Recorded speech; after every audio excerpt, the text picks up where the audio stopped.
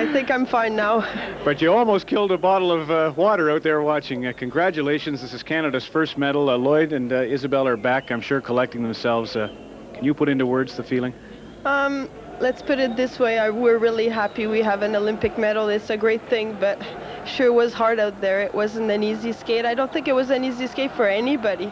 I think you could feel the stress as you walked out the door. It was like very hard, but I'm glad it's all over.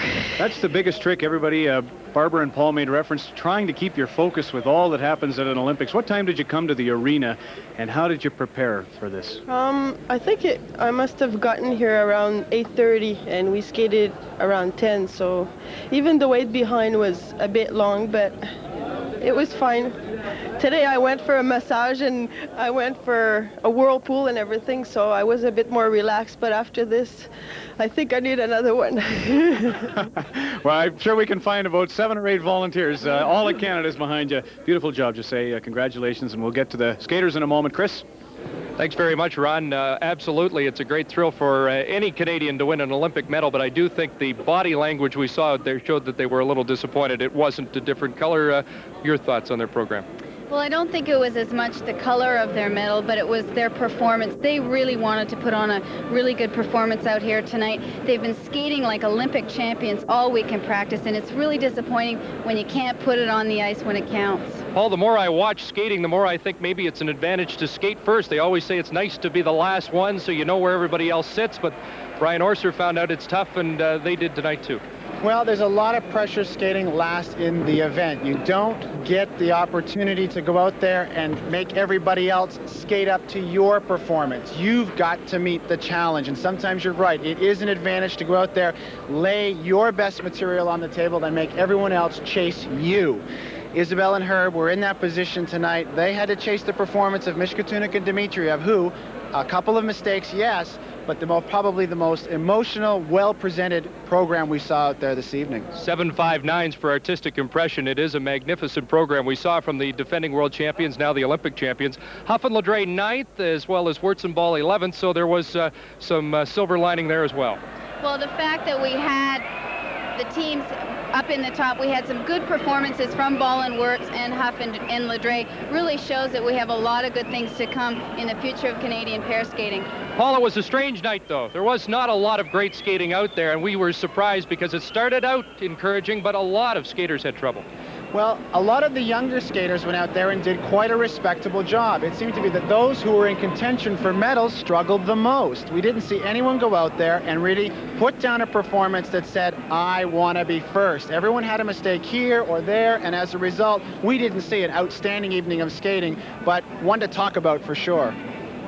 Okay, we're watching Lloyd right now, and clearly there is frustration here as he tries to clear his mind before the medal ceremonies. These things happen so quickly. The pairs competition seems to get by so quick, and I'm sure that the bronze isn't enough for Lloyd right now, but perhaps a couple of weeks from now it'll feel rather nice. Mishkatunik and Dmitriev are special, and they are great Olympic champions. We have to remember that there is a world championship coming up in 3 weeks' time. That is the silver lining. That was our silver lining, and I'm sure they'll be looking forward to that, and they'll be looking for gold at the Worlds. Barb, I wanted to ask you about Elena Bechke, because I know that you got to know her a little bit during tour this year. I think she really had a special performance tonight, considering the pressure. We talk about people performing under pressure. She's had trouble over the years, but they did a great job, and I think deserved the silver medal. Well, we've seen her so often in practice. She's so solid. She works so hard. She's so intense. She's a very, very intense competitor, and I've wanted to see her skate well for so long. So I was really happy. They did make a couple of errors, but I was happy that overall they had a good performance.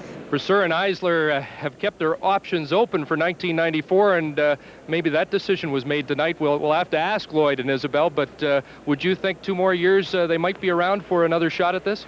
Well, Chris, for Isabel and Herb, and for every athlete who is a winter sport athlete, the opportunity to do 2 Olympic Games within the span of 24 months will probably never happen again. In light of the way they performed out here this evening, I would very seriously consider staying in. 24 months can go by in the blink of an eye, and to have the opportunity to win Olympic gold, I'd be certainly considering it very seriously. Well, you can hear the crowd behind us. They're getting set for the medal presentations as the red carpet has been rolled out for the new Olympic champions and the medalists. We'll see Canada's first Olympic medal tonight from Brasseur and Eisler, and we're going backstage once again as Lloyd Eisler collects his thoughts.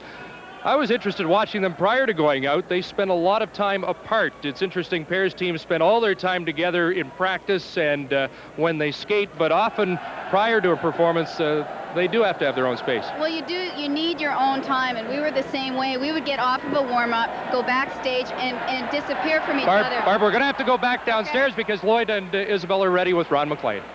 Great, thank you, Chris. Isabel, I just want you to think, I know you've been collecting your thoughts. There's a whole generation in Canada that you've inspired with your tremendous efforts, and you've won a bronze Olympic medal.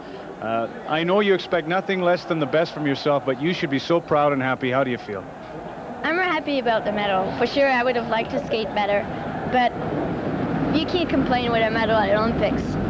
So. Just before you skated, you looked at Lloyd, you embraced hands, you reassured one another. You must mean so much to each other. Tell me about how you approached the performance and afterward as well. Well, I approached it good. I just went out there and I said, well, let's do like a practice. It didn't always go like a practice because often we skate better than that in practice. But we went out there and we were together and we came out there together. So we just, I don't know what he thinks about it. Well, we lived through the good times together and we lived through the bad times together.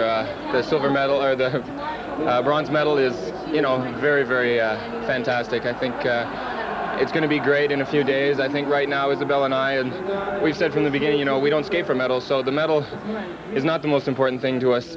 Being proud and skating well is important to us, and it would have been a lot easier to skate fantastic and probably come 4th or 5th, because then the medal wouldn't have been there, but at least our hearts would have been there and our head would have been there. But I didn't see the rest of the competition, so I can't compare, and we'll take the bronze medal, and in 3 weeks we're going to kick some butt. Well, let me reassure you that you did skate fantastic in terms of inspiring a lot of Canadians. Congratulations. You can go and receive your bronze, and good luck at the Worlds, and hope to see you in 2 years at the next Olympics. Thank you very much. All right, Ron, well done. An emotional competition here, and I don't think the emotion's over because we're going to see something different tonight. We will not see the hammer and sickle go up, nor will we hear a stirring Soviet national anthem. And when we saw this happen in Lausanne, it was a very emotional time for the Russian skaters. We saw them on the podium. The ISU flags went up, and there was a look of disbelief. They were looking around. Their eyes went down. There was a few tears, and it was very, very sad. I asked one of the other Russian skaters, the dancer Usova and Zulin, what it would feel like to see the Olympic flag go up instead of their flag, and they said, "We still skate for Russia in here."